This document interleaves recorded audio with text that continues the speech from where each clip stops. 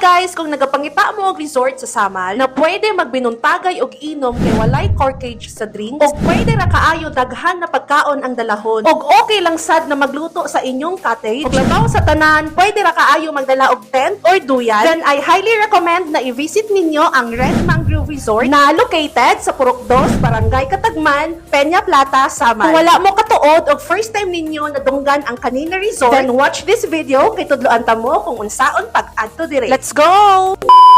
So from Samal Barge, nagsakay mi og tricycle og nagbayad mi 50 pesos each og ang entrance fee sa Red Mangrove kay 150 pesos each. Ang naka-nice diri sa ilang lugar kay dili lang dagat ang naa diri. Naasad sila live band pero dili ko sure ha kung everyday ba ni.